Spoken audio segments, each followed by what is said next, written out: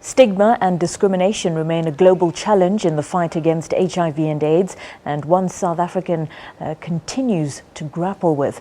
Despite government's efforts to deal with negative attitudes and abuse, stigma remains a barrier to prevention and treatment.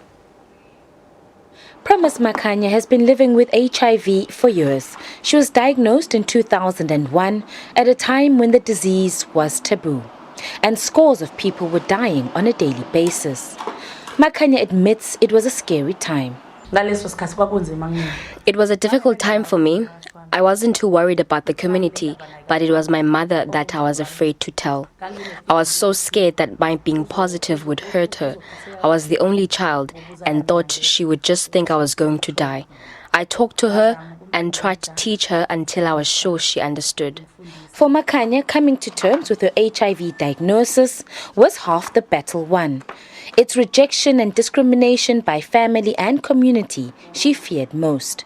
She says educating herself is how she overcame her fears.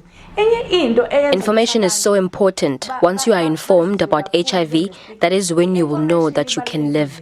If you don't, it becomes a case of the fear of the unknown.